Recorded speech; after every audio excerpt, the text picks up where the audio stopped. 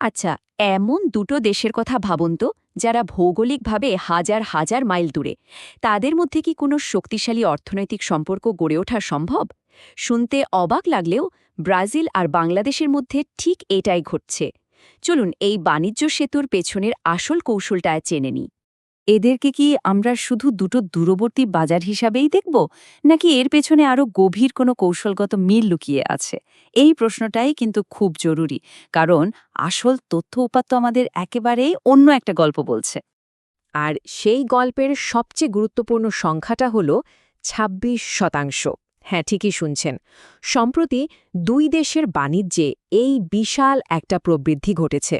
আর এটাই কিন্তু ইঙ্গিত দেয় যে সম্পর্কটা খুব দ্রুত গতিতে এগিয়ে যাচ্ছে। এই ২৬%-এর পেছনের গল্পটা আরেকটু পরিষ্কার হবে যদি আমরা সংখ্যাগুলো দেখি। দেখুন, মাত্র এক বছরের ব্যবধানে ২০২৩-২৪ অর্থ বছরে ব্রাজিলে বাংলাদেশের রপ্তানি ছিল প্রায় ১৪৭ মিলিয়ন মার্কিন ডলার, আর পরের বছরই সেটা এক লাফে বেড়ে দাঁড়ালো ১৮৭ মিলিয়ন ডলারে। এটা কিন্তু শুধু কাগজের সংখ্যা নয়, এটা আসলে দুই দেশের মধ্যে বাড়তে থাকা আস্থার একটা পরিষ্কার ছবি। এখন সবচেয়ে মজার বিষয় হল, এই বৃদ্ধিটা কিন্তু কোনো হঠাৎ ঘটে যাওয়া ঘটনা নয়। এর পেছনে একটা খুব শক্তিশালী অর্থনৈতিক যুক্তি কাজ করছে। এই দুটো দেশের অর্থনীতি আসলে একে অপরের পরিপূরক। মানে, খুব সহজ করে বললে, একজনের যা প্রয়োজন অন্যজনের কাছে ঠিক সেটাই সরবরাহ করার মতো ক্ষমতা আছে। কিন্তু এত চমৎকার সুযোগ থাকা সত্ত্বেও আন্তর্জাতিক বাণিজ্য কিন্তু সবসময় এত সহজ হয় না। এখানে অনেক বাধা বিপত্তি থাকে, যেগুলোকে বলা হয় ট্রেড ফ্রিকশন বা বাণিজ্যিক প্রতিবন্ধকতা। আর এই বাধাগুলোর কারণে অনেক ভালো সুযোগও শেষ পর্যন্ত ব্যর্থ হয়ে যায়। সাধারণত তিন ধরনের প্রধান বাধা সামনে আসে। প্রথমত, তথ্যের অভাব।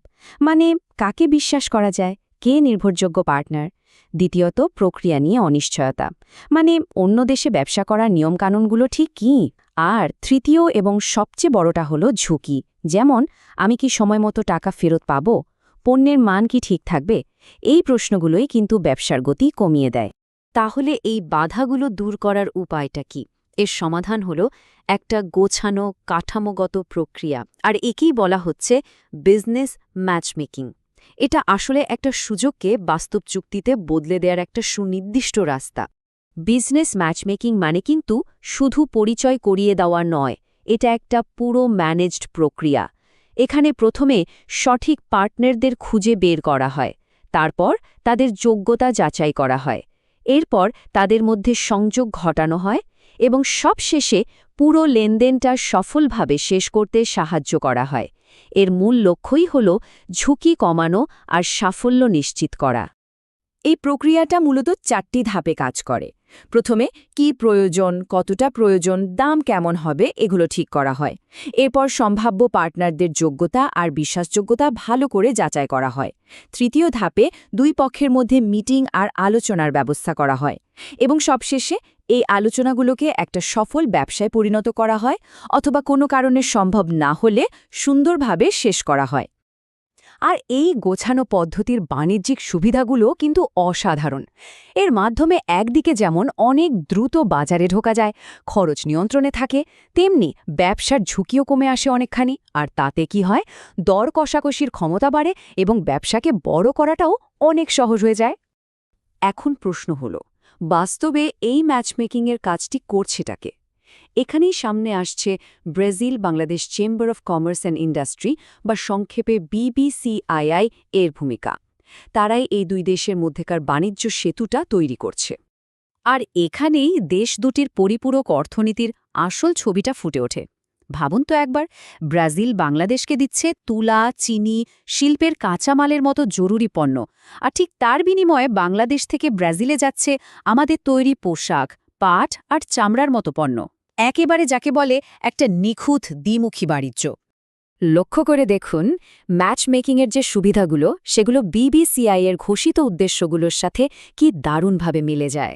BBCI এর মূল লক্ষ্যই হল বাণিজ্য ও বিনিয়োগ বাড়ানো, সঠিক তথ্য বিনিময় করা এবং নেটওয়ার্কিংয়ের মাধ্যমে ঝুঁকি কমানো। অর্থাৎ ম্যাচমেকিংয়ের মূল ভিত্তিগুলোই তাদের কাজের চালিকা শক্তি।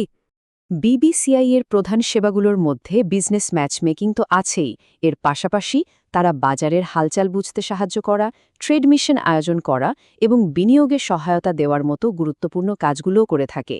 আর এসব কিছুই একটা সফল বাণিজ্যিক সম্পর্কের জন্য খুব জরুরি।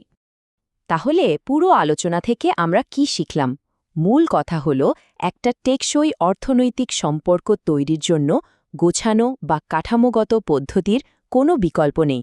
চলুন দেখি এই কাঠামোটা কেন এতটা গুরুত্বপূর্ণ। একটা সফল ম্যাচমেকিং কিন্তু দুই পক্ষের প্রস্তুতির উপরই নির্ভর করে। যেমন ধরুন, ব্রাজিলীয় কোম্পানিকে তার পণ্যের সঠিক বিবরণ ও দাম পরিষ্কারভাবে জানাতে হয়, তেমনি বাংলাদেশি পক্ষকেও তার আমদানি করার ক্ষমতা, প্রয়োজনীয় লাইসেন্স এবং আর্থিক স্বচ্ছতার প্রমাণ দিতে হয়। যখন দুই পক্ষই এভাবে প্রস্তুত থাকে, তখনই কিন্তু আসল সাফল্য আসে। আর এটাই হলো সবচেয়ে বড় শিক্ষা।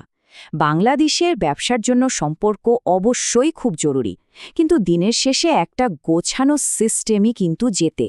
কারণ অপরিকল্পিত অনেক চেষ্টার চেয়ে একটি সুশৃঙ্খল প্রক্রিয়া সব সময় অনেক বেশি শক্তিশালী। শেষ করার আগে এই কথাটা দিয়ে পুরো ব্যাপারটাকে এক লাইনে সংযুক্ত করা যায়। ম্যাচমেকিং আসলে কি করে? এটা বাজারের সাধারণ কৌতূহলকে ধাপে ধাপে যাচাই করা, পার্টনার, সফল চুক্তি আর টেকসই ব্যবসায় পরিণত করে।